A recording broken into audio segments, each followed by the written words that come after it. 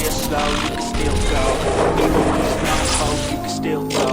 I never answer to no, man, I still go. Go, go, go, go, go, go, go, go. Brian Giles with Brian Giles MTG.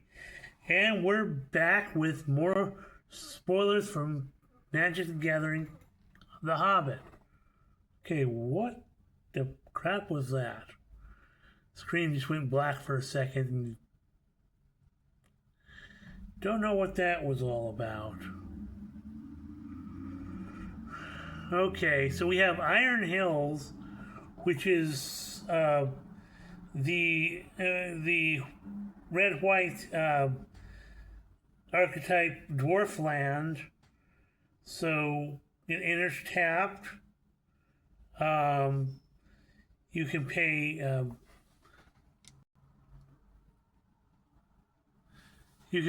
It taps for a red or white, and you can pay a red, white, and 2. Tap and sacrifice this land to put 2 +1/+1 counters on target dwarf. You control and activate only as a sorcery.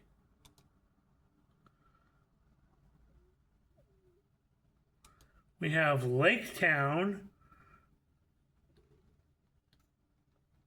It's a land, it enters tapped.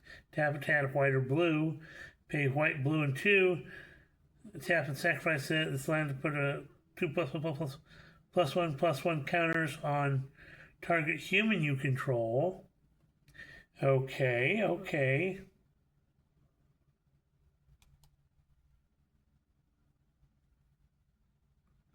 And we have Mirkwood. Among all of them, I think this is the best. So, it's a land. Enters tap, tap a tat in black or green. Pay a black, green, and 2. Tap and sacrifice to put 2 +1/+1 counters on target bear, spider, or wolf you control. Activate only as a sorcery. So this can fit in your spider deck, your wolf deck, a bear deck,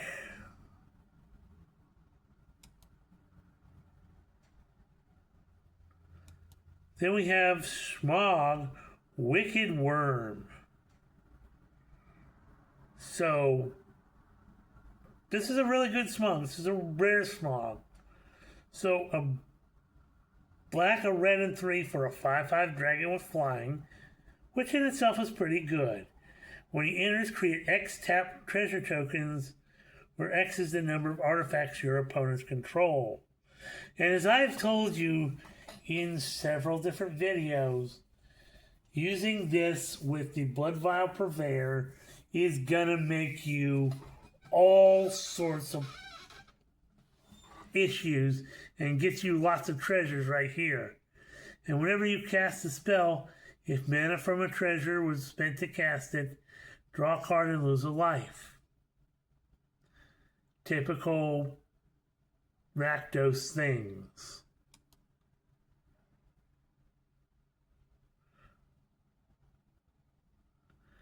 We have Velvet Wing Butterflies. A white and 2 for a 2/2 insect with flying. It has an instant adventure, gaze in wonder. Sorry, I don't know if it's my vision or if it's the probably my vision because I don't have my glasses on.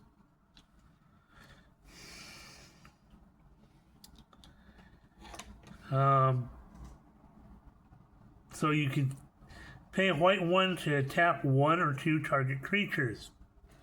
Okay.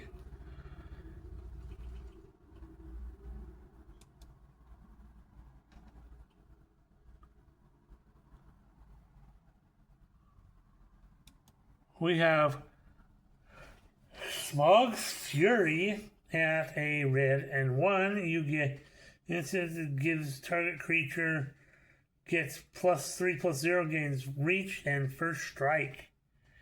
Hey, I until end of turn.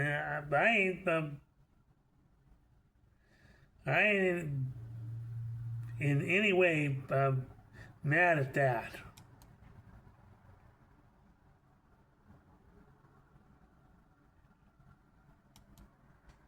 Except we have Smog, the Great Calamity. Now, I'm sorry for the cut-off nature, but that's just how it's put onto here. So 2 red and 5 for a 5/5 legendary dragon with flying. Really kind of expensive, but it has the sorcery adventure Spew Flame for a red and 4 to deal 5 damage to target creature. So again, kind of a draft shaft, kind of a finisher for limited, but not really useful.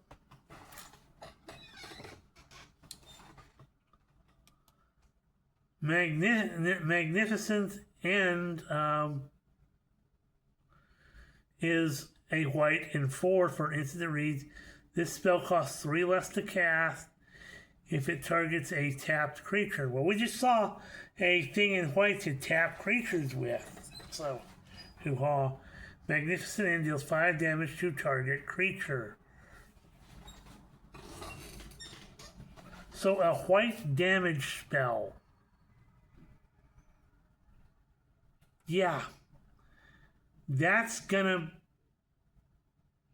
do stuff.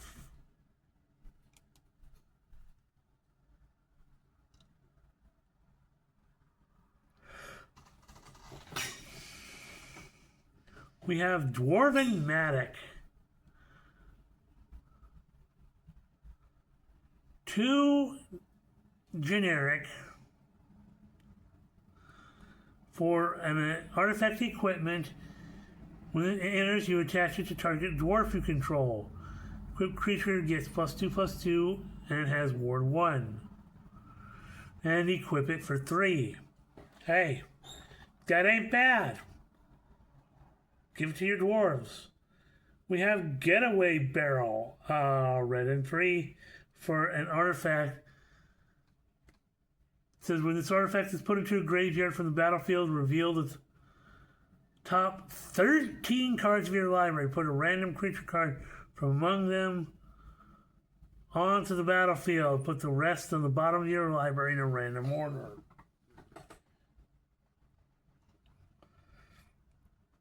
So, hoo-ha.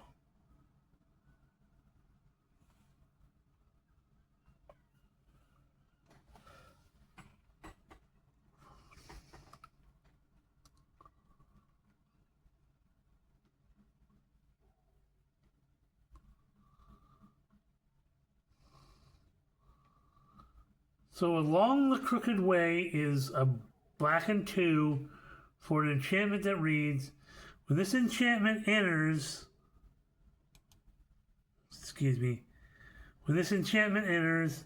turn target creature card from your graveyard to your hand, and whenever a creature card leaves your graveyard, amass goblins 1.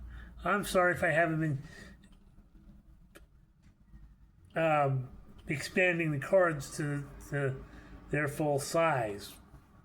That's my bad. For a black and 1, goblins and orcs you control gain menace till end of turn. Next up, oh my gracious God, is the cards that were hidden. Supposedly, there were comments about these cards. These are the next 9 cards are from the Battle of 5 Armies box that is coming later on this year. I believe it's supposed to be like a holiday thing. So we have Bilbo, Unexpected Adventurer. A white and 3 for a 2/2 legendary halfling rogue They can't be blocked by creatures with power 3 or greater. When he deals combat damage to a player or battle, put up to one target non-land permanent with mana value 3 or less from a graveyard onto the battlefield under its owner's control.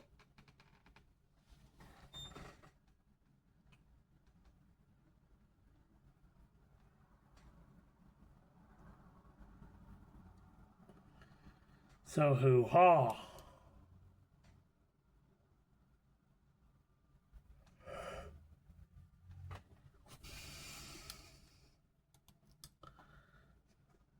Next up, we have Gandalf Shadow's Foe. Now, a lot of people there's people complaining that this Gandalf is too expensive. And I'm going to tell you no, and I'm going to explain why. He's 2 blue and 5, so 7 mana for a 3/4 Avatar Wizard with Vigilance. When Gandalf enters, exile up to 3 target lands you control. Then return to the battlefield tapped under their owner's control.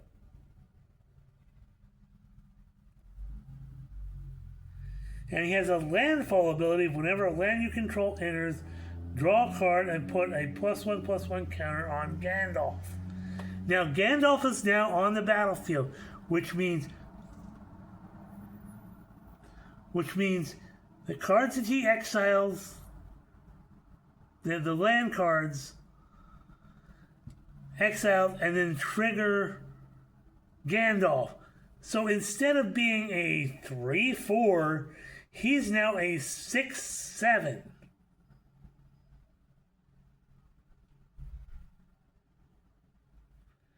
So that in itself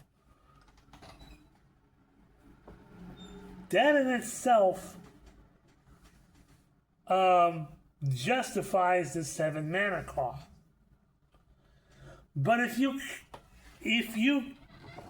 pair this with the new Glamdring, he's also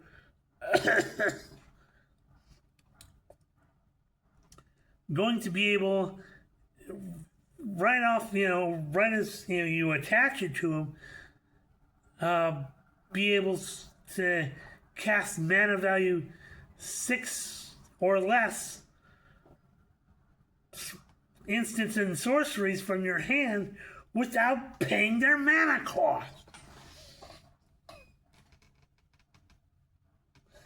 And if this is a landfall thing, you're probably going to want him in your elf landfall deck, which is blue and green. Now you think about Forest Entrance. We talked about that card. Look at the top 20 cards of your deck and then put all the land cards onto the battlefield. Yeah, your game's over. Yeah.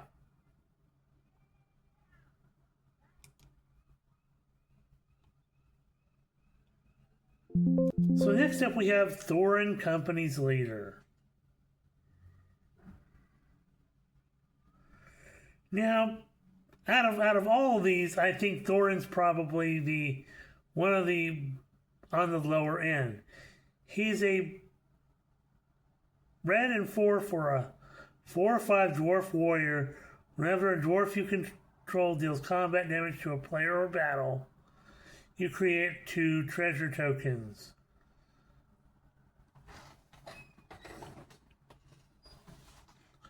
And you can pay 10 generic for creatures you control to gain double strike till end of turn.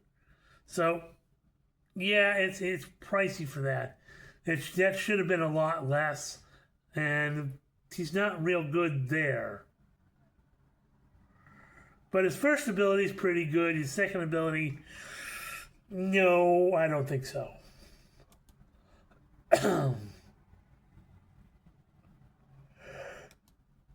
We have Bard, Heir of Girion. So, a white, a blue, and 2 for a 4/4. Human archer with reach and vigilance. Other creatures you control get +1/+1. And whenever you attack, draw a card. Fits nicely into that particular archetype with the humans. Gives all your little recruits a little boost. And he has reach and vigilance.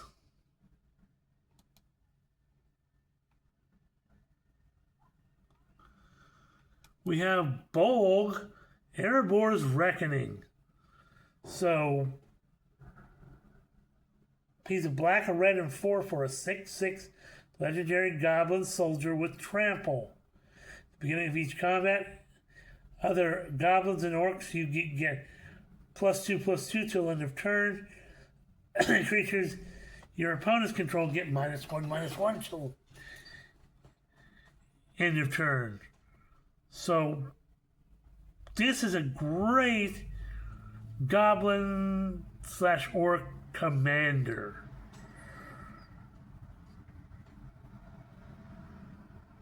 Yeah, he does things.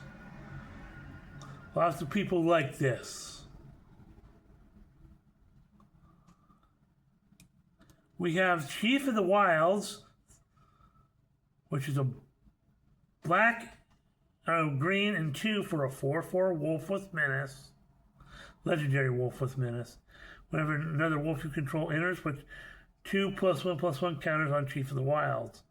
If an ability of another wolf or battle you control triggers, that ability triggers an additional time. That's incredibly powerful. So again, he fits into the wolf archetype. Good wolf commander. Not gonna lie, like him.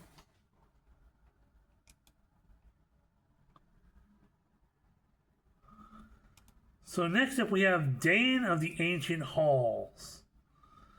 So he's a red, a white, and 3 for a 4/5 legendary dwarf noble with vigilance and haste. Whenever he attacks, he deals damage equal to the number of dwarves you control to each opponent. Now, mind you, the Battle of Five Armies is commander focused. This is your commander for dwarves. And trust me, there's a lot of dwarves in these colors.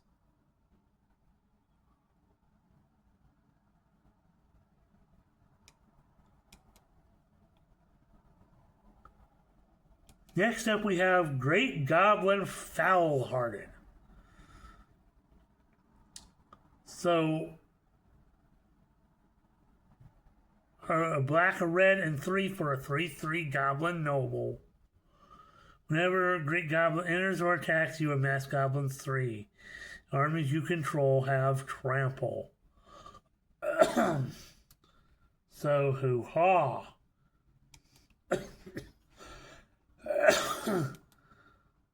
Then we have Thranduil the Strategist. A green, blue, and 3 for a 4/4 legendary elf noble. Other elves you control have tap to add green or blue. And has a landfall ability of whenever a land you control enters, create a 1/1 green elf creature token.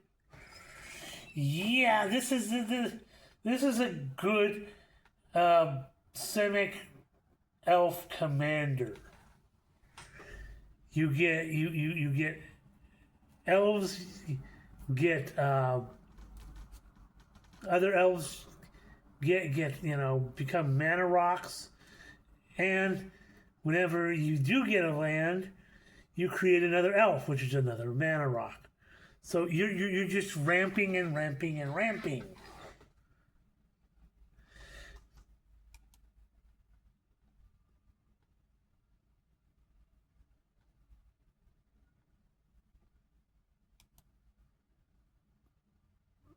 So we have the plains. And notice, each of these have part of a song in it.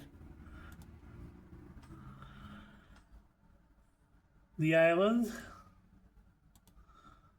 the swamp,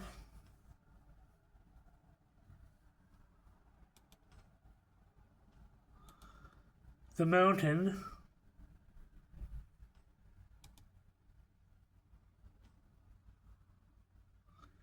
and the forests.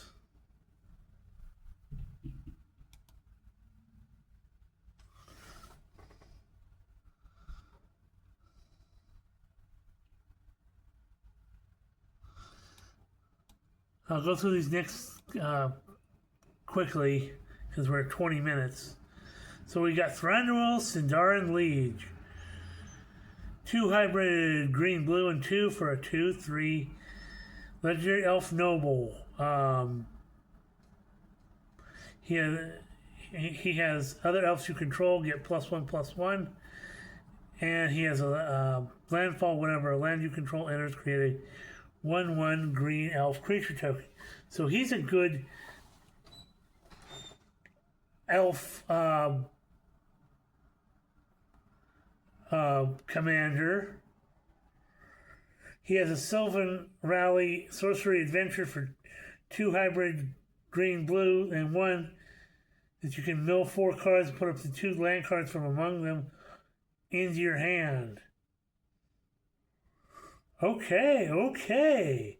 I like him. And we got Rovanian Rampager.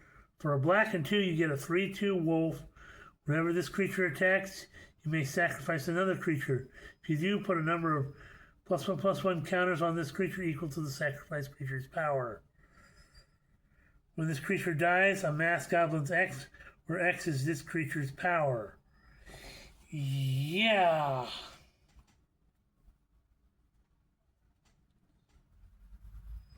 So hoo-ha. We're at 22 minutes. We're going to see you on the next video.